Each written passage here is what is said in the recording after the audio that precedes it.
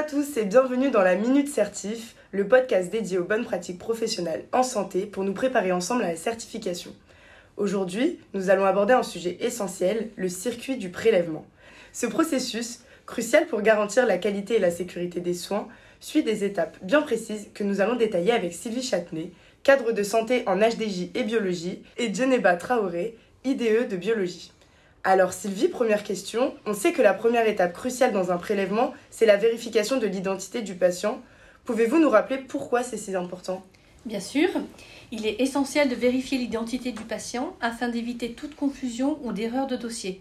Pour cela, on pose des questions ouvertes comme « Pouvez-vous me dire votre nom et votre date de naissance ?» plutôt que de donner des informations que le patient pourrait confirmer sans y réfléchir.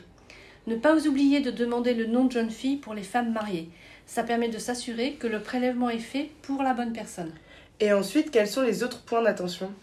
Le point capital, il faut vérifier la correspondance exacte entre le nom du patient inscrit sur les étiquettes patient et le nom sur la demande et les éventuels bons complémentaires.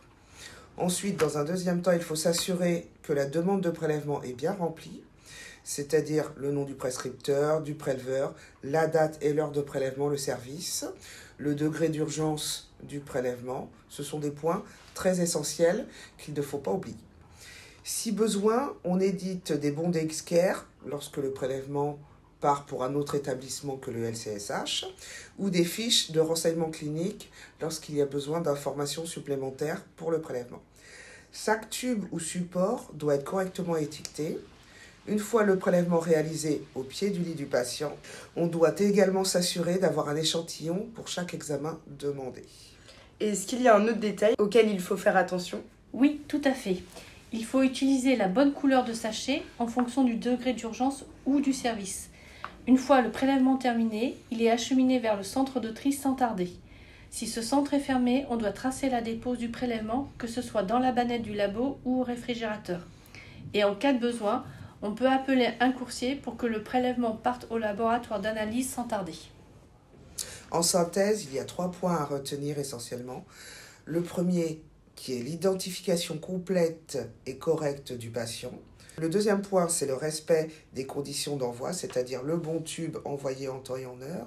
Et le troisième et dernier point, c'est l'indication du degré d'urgence du prélèvement afin de recueillir les résultats au plus tôt pour le patient. Effectivement, c'est un vrai travail d'équipe et de précision. Eh bien, merci Djeneba et Sylvie pour ces explications. Pour conclure, souvenons-nous, une vérification attentive et une bonne organisation sont les clés d'un circuit de prélèvement réussi.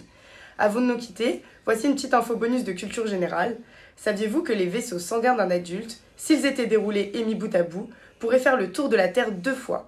Cela correspond à une longueur incroyable d'environ 100 000 km. Voilà, c'est tout pour aujourd'hui. Rendez-vous demain pour un nouvel épisode et surtout, n'oubliez pas notre objectif commun, haute qualité des soins.